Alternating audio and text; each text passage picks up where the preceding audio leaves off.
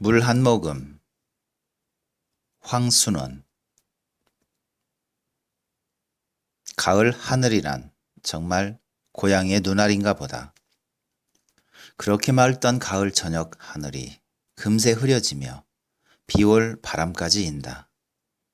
이어 설마 비야 오랴 싶던 하늘에서는 어느새 빗방울이 듣기 시작한다. 불과 100여 호가 될까 말까 한 이곳 조그마한 간이역 앞 벌에는 이렇게 되어 비를 맞는 사람이 몇 있다. 처음에는 가을비가 오면 얼마나 오리 하고 그냥들 심상히 여기는 듯 했으나 주위가 점점 컴컴해지면서 빗방울이 굵어지는 품이 좀처럼 업신여길 비가 아님을 깨달으면서는 뛰는 걸음으로 변한다. 그러나 뛴다고 별 도리가 없으리라는 걸 깨닫게 되자 이번에는 어디 비 그을 자리를 찾는다. 마침 역 앞벌을 길게 가르고 지나가는 개울뚝 가까이 초가집이 하나 외따로이 서 있다. 채말을 하는 중국 사람의 집이다. 역 쪽에서 앞벌 저편에 있는 마을로 가는 사람, 그러한 마을들에서 역 쪽으로 오는 사람이 하나둘 초가집으로 찾아든다. 처마 밑에라도 들어설 심산으로들 모여드는데 뜻밖의 이 초가집에는 한 옆구리에 잇따라 지은 빈칸이 하나 있다. 아직 문도 해달지 않은, 바람벽도 사날 전에 초벽을 바른 듯 아직 흙이 마를 날이 먼 헛간이었다. 긴 장호미 2개가 한 옆에 뉘어 있을 뿐 텅 빈 이곳은 잠깐 비 긋기에는 여간 좋은 장소가 아니었다. 벌써 여기에는 나들이라도 나선 듯한 노파를 비롯해 몇몇 사람이 들어와 있었다. 모두 처음에는 목을 움츠리고 을씨년스러운 듯이 에잇 에잇 하며 찬비를 털고 하다가도 숨을 돌리고 몸이 좀 녹는 대로 이번에는 새로 들어서는 사람들의 구중중한 꼴을 구경할 여유까지 생긴다. 새로 들어서는 사람이 울상을 할수록 더 구경스럽다. 더욱이나 앞 개울에 놓인 외나무 다리를 건너오는 사람이 있을 땐 더 볼만하다. 뛰어오는 대로 다리에 올라서면 외나무 다리가 휘청거린다. 그러면 다리에 올라선 채로 휘청거림이 멎기를 기다린 수밖에 없다.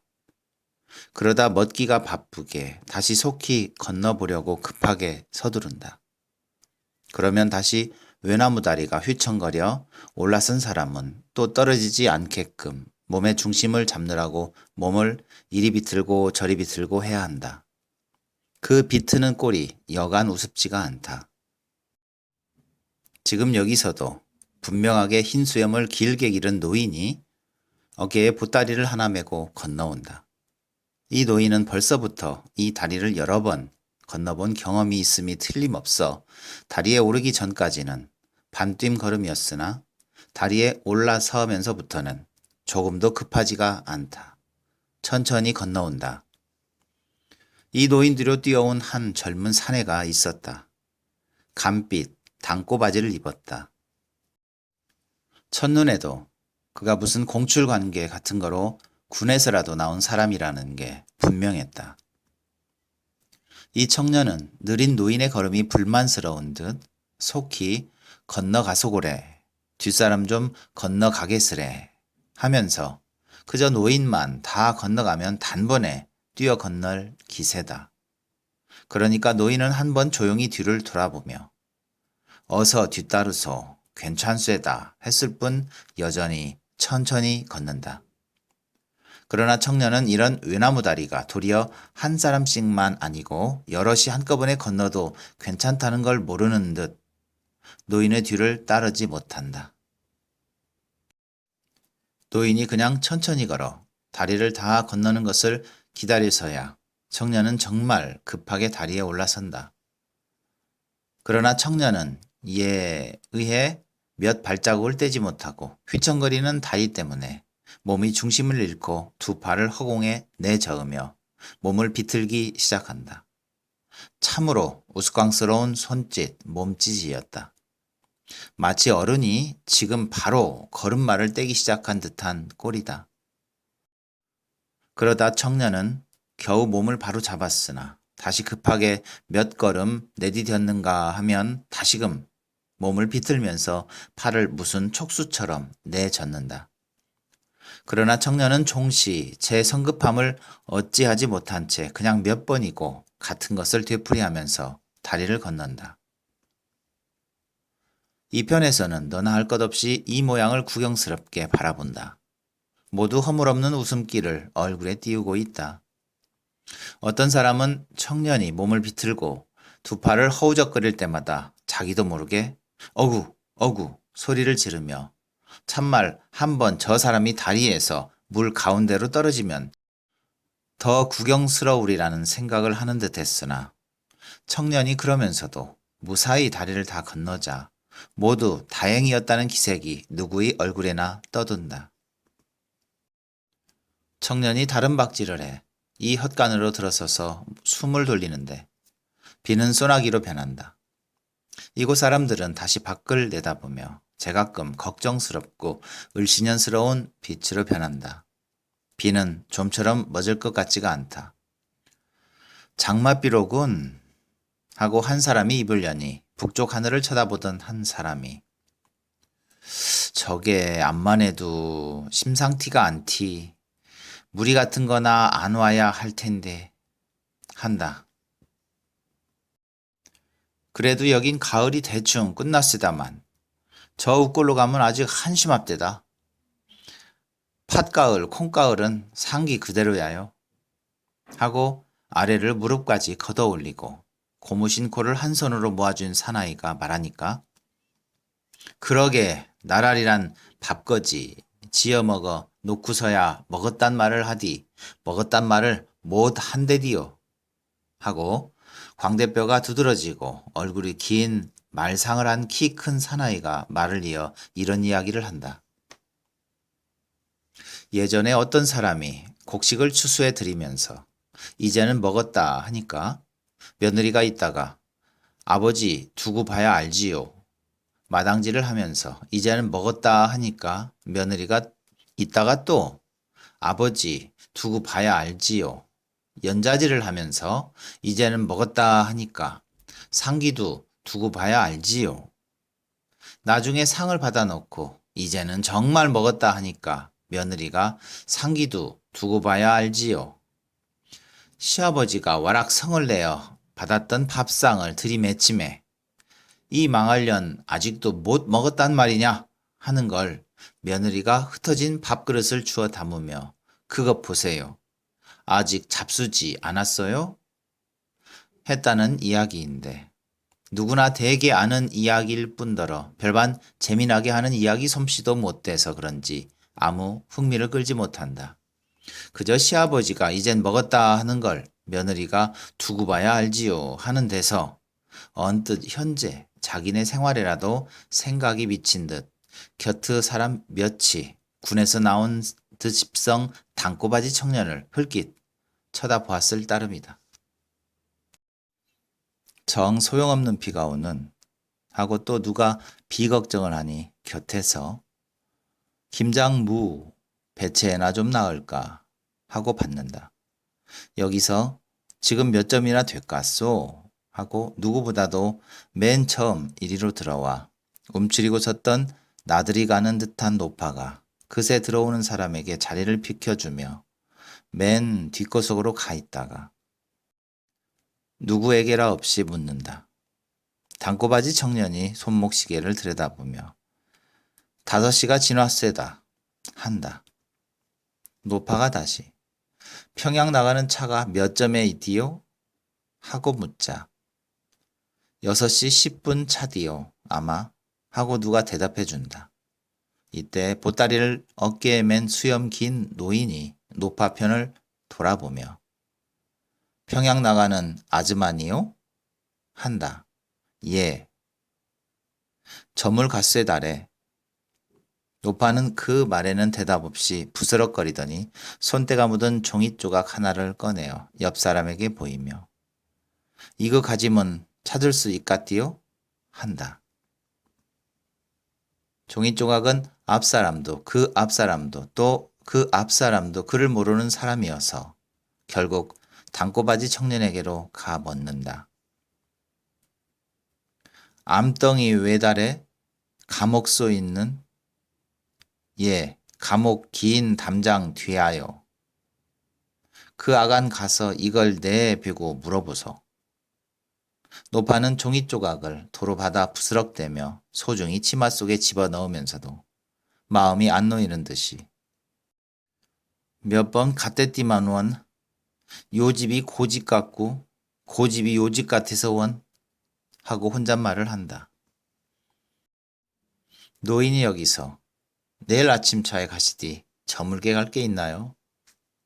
하니까 노파는 글쎄 막내딸이 평안가 사는데 아이를 낳았다는 기별을 받고는 내일 아침까지 참디 못하게 쇠달래. 누가 변변히 국밥을 끓여줄까 하면 가만 앉아 이까 시디하여 한다. 노인이 나도 평양 가긴 하디만 선교리 쪽이 되나서 하고 말했으나 누가 노인들어 뭘 하러 가느냐고 묻는 사람은 없었다. 노파가 잠시 사람들 틈새로 밖으로 내다보며 예의 단꼬바지 청년 쪽을 향해 지금 몇 점이나 됐소? 단꼬바지 청년이 또 손목시계를 들여다보며 5시 반이 되옵네다 한다. 노파가 한숨조로 야단났군 한다. 한 사람이 짜증스러운 듯이 정 쓸데없는 비가 오는 하면 한 사람이 또 장막비처럼 오네게래 한다. 그러는데 하늘이 좀 멀게 지면서 빛발이 좀 가늘어진다. 사람들은 이제 좀만 더 비가 가늘어지면 떠나 보리라고들 우무적 몸 단속들을 한다. 이때 진창에 신발 끄는 소리가 나더니 한 사내가 나타나 이편을 들여다본다. 중국 사람인 이 집 주인이다. 참으로 험상궂게 생긴 사내였다. 마치 도끼 같은 것이라도 찍힌 듯이 깊게 파인 이마의 주름살.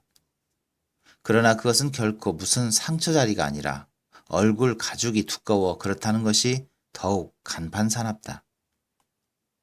들여다보는 품이 아무리 집 같지 않은 곳이라도 주인의 허락 없이 이렇게들 들어와 있느냐는 것 같았고 험한 말은 없어도 무슨 자기네 세간에 손이나 되지 않나 하는 것을 살피려는 듯했다.